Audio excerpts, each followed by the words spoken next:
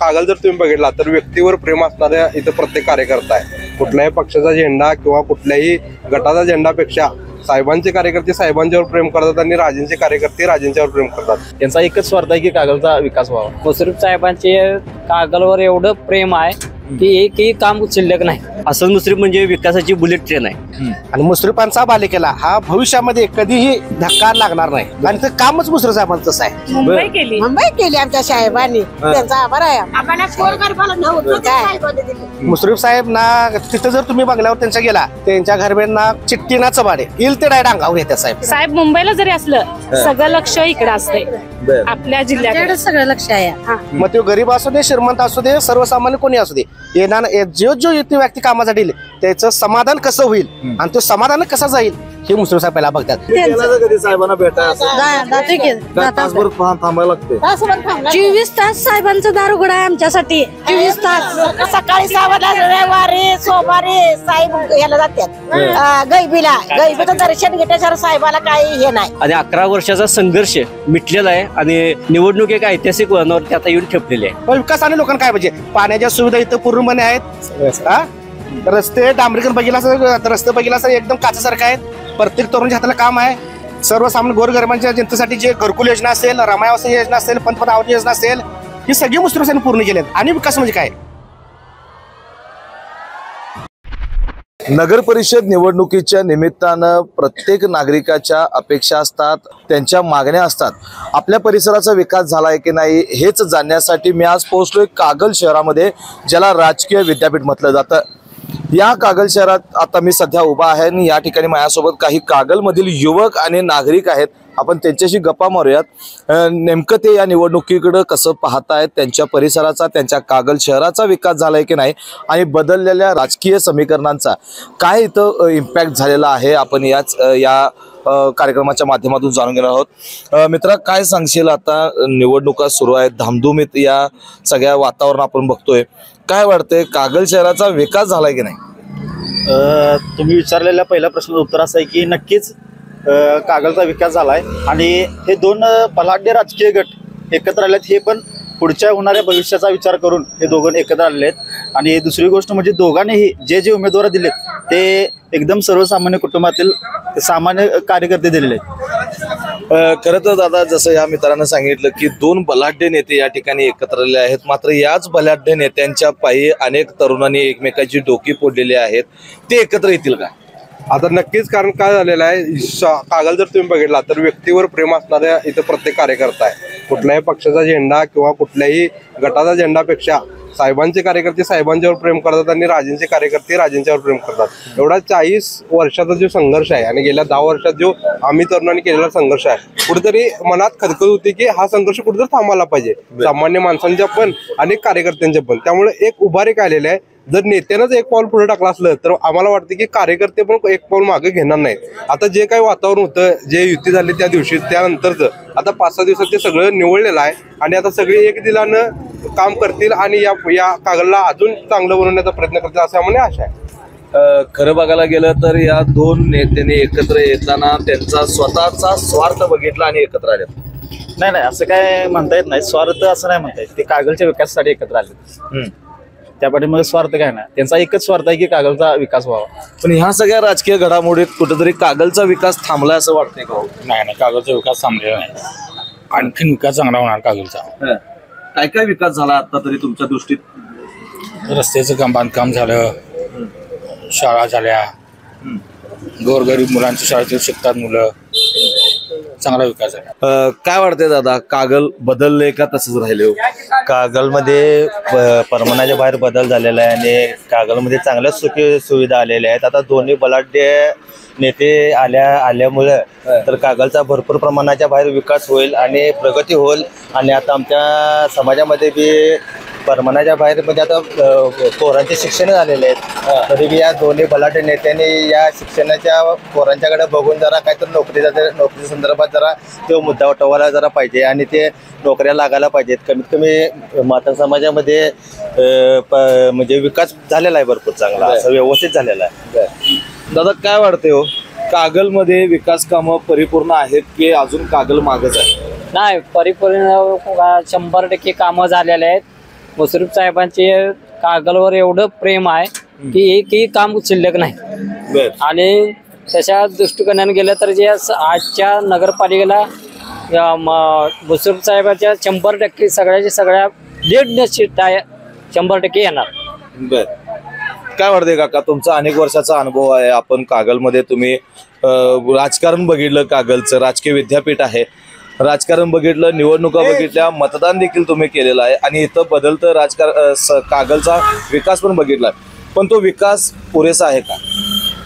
आता कसं आहे, आता ही इव्हल्युशन लागली आहे, आता ह्या दोन्ही पार्टी एक झालेल्या आहेत. आता जो साहेबांनी विकास केला आहे त्याच्यावर डबल विकास होणार. आता ही 100% माणसांची ही झाली असल्यामुळं, समजून झाली असल्यामुळं, ही इव्हल्युशन साहेब दोघांची आघाडी असल्यामुळे 100% पूर्ण पॅनल त्याचं येणार. आता मुश्रीफ साहेबांनी तुम्ही सांगितलं की 2 बलाढ्य नेते एकत्र आलेत, पण हे बलाढ्य नेते फक्त स्वार्थ बघूनच आले. तो नाही तसं नाही, विकासासाठी म्हणून ती पुढे समोर आल्यात. प्रत्येक वेळेला काय तिने काही भांडत बसावं असं काय मी आहे का? तिने समजूता कोणी केलेला आहे, आपल्या जनतेसाठी तिने हे केलेलं आहे. असं काही नाही की बाबा तिने स्वार्थासाठी केलं असं काय म्हणता येणार नाही.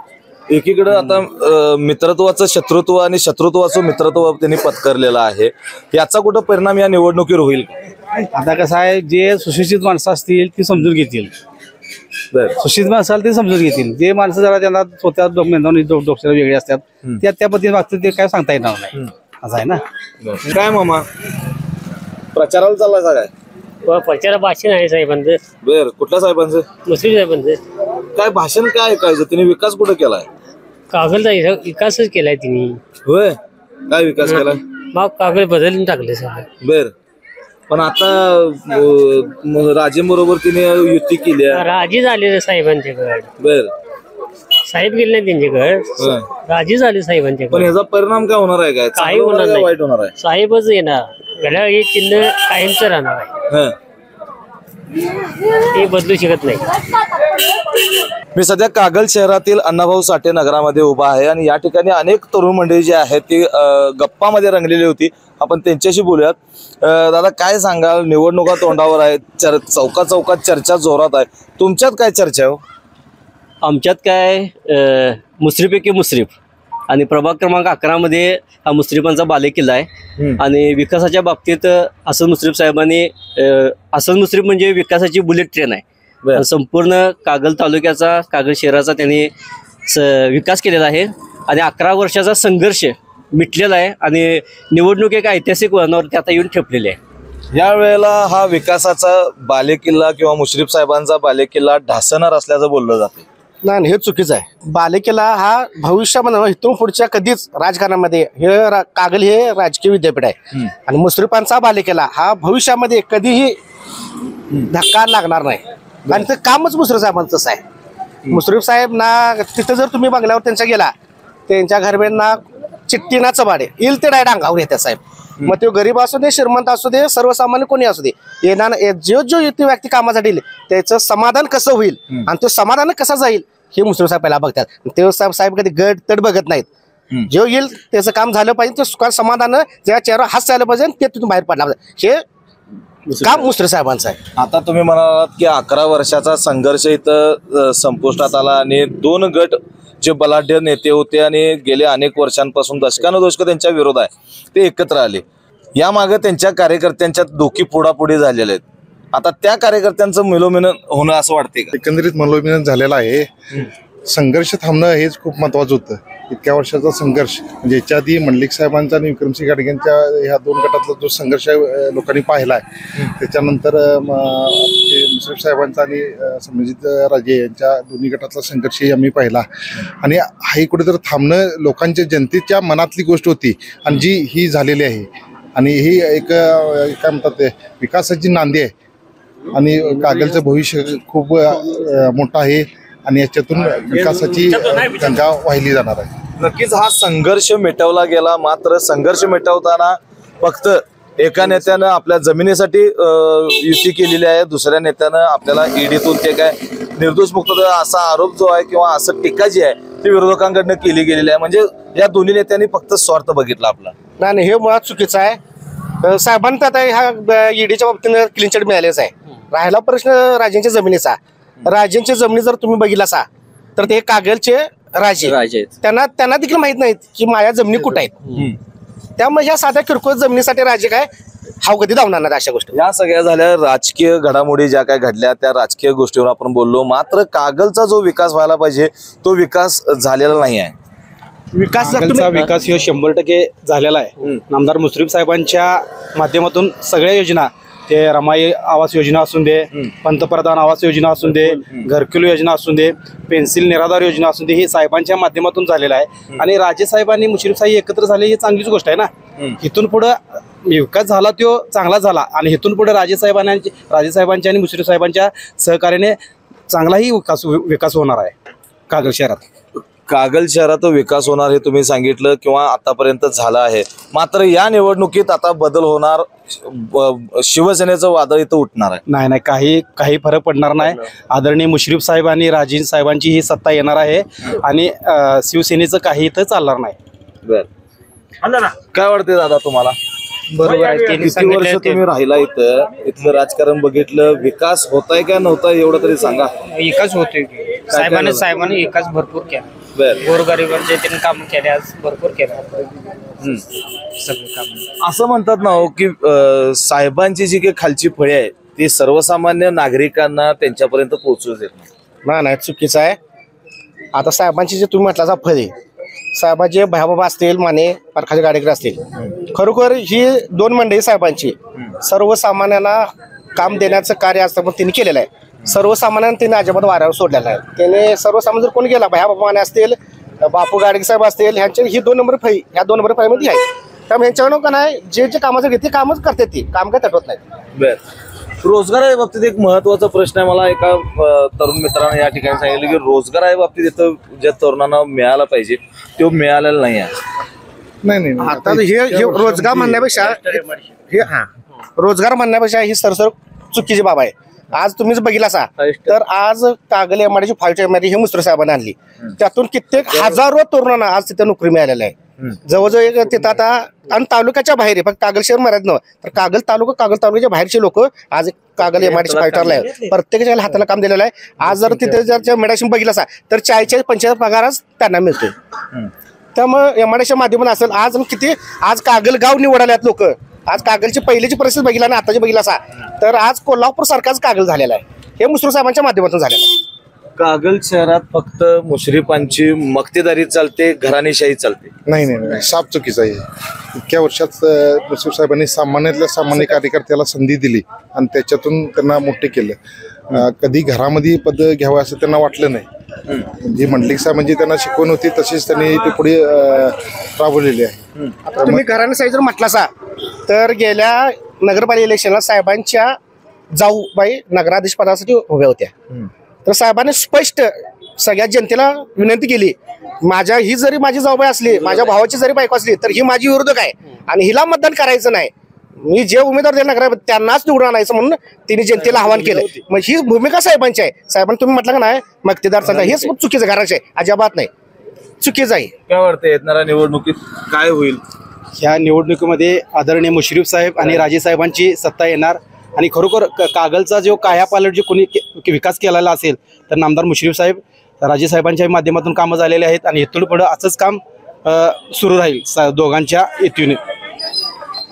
मुश्रीफ साहेबांनी आतापर्यंत विकास केला तो फक्त बोर्ड पुरताच मर्यादित होता. नारळ फोडायचं, जायचं, पुन्हा लक्ष द्यायचं नाही. असं काही नाही की जिने मुश्रीफ साहेबांच्या माध्यमाची कामं झालेले आहेत ते त्यांच्या म्हणजे पहिल्यापासून आयुष्यभर त्यांनी काम केलं झाले गोरगरिबांचे आणि इथून पुढे सुद्धा हा विकास कायमस्वरूपी राहील.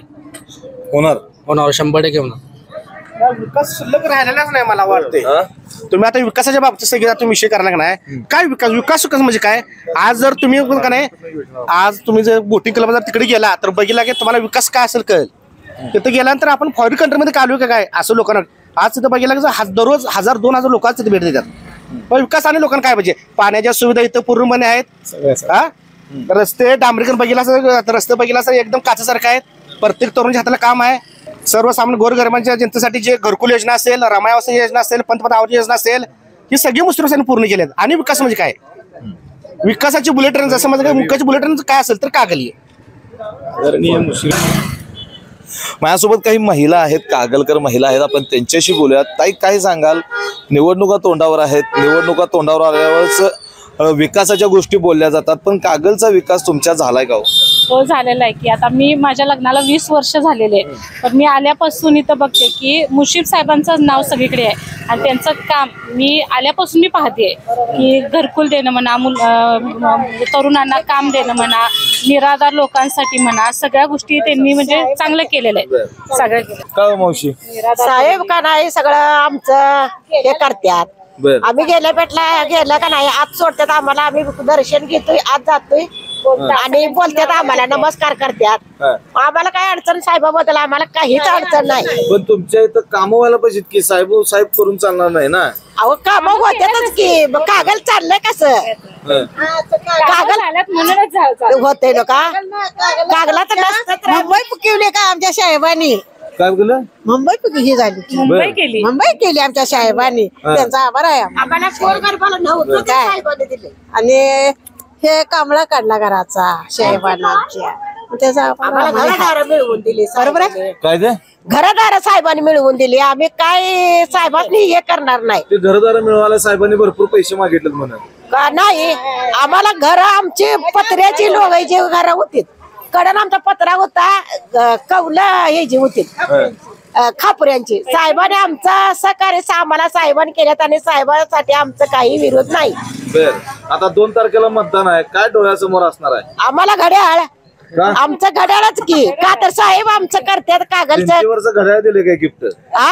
भिंतीवरच लिफ्ट घड्याळ दिलं नाही, साहेबांनी बघून आम्ही सहकार्य साहेबाला करणार दिले. होय, आम्हाला निराधार वेळ कमी पडेल एवढं दिलेलं आहे साहेबांनी, भरपूर दिलेलं आहे. आणि इथून पुढे पण त्यांनी ते करत राहणार आहे. त्यांचं जे लोकांसाठी जे त्यांची म्हणजे प्रेम आहे आणि कळवळ आहे काहीतरी करून दाखवण्याचा, ते केल्याशिवाय त्यांनी राहणार नाही. आणि साहेबाला आम्ही आता निवडून आम्ही साहेबांनी देणार. खरं आमच्या पोरा बाळाशी नोकऱ्या बिकऱ्या लावायला पाहिजे.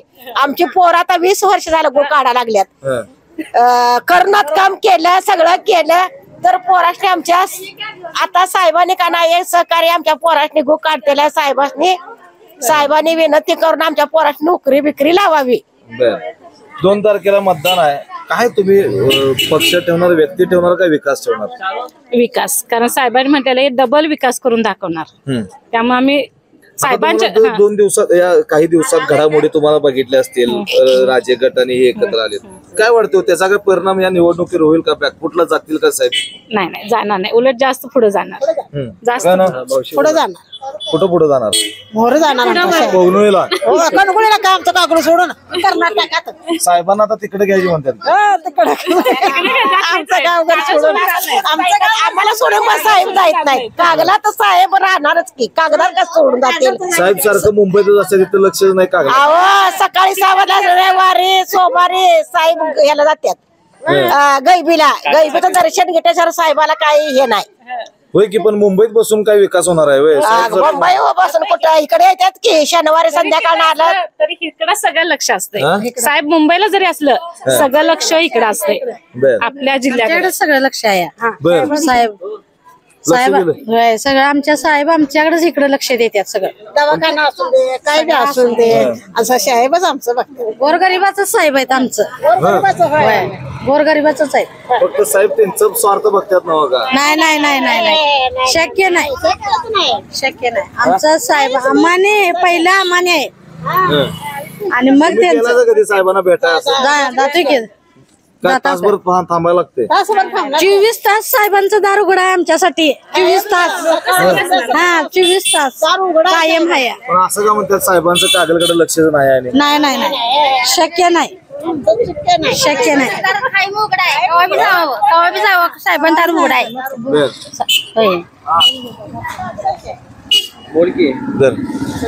तर एकूणच आपण कागल शहरातील नागरिकांशी ज्या वेळेला संवाद साधला, अनेक महिलांशी देखील संवाद साधला, महिला अक्षरशः आक्रमक झाल्या होत्या की कागल शहराचा विकास जो आहे तो फक्त हसन मुश्रीफ यांनी केलेला आहे आणि जरी ते मुंबईला असतील तर मात्र त्यांचं लक्ष नेहमीच कागलवर आणि कागलकरांच्यावर राहिलेलं आहे। यंदाच्या या निवडणुकीत जे राजे गट आणि मुश्रीफ गट एकत्र आले, या दोन कट्टर विरोधकांमध्ये जी युती झाली, या युतीचा परिणाम या निवडणुकीवर आम्ही करू देणार नाही असंही काही नागरिकांनी आपल्याशी बोलताना सांगितलेलं आहे।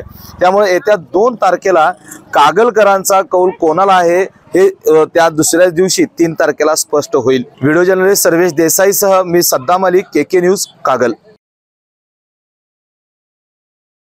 बाळ, फ्रीजमधून श्रीखंड काढ ना। आम्ही पूर्वी घरीच बनवायचो श्रीखंड, त्याची चवच वेगळी होती। आता काय सगळं रेडीमेड।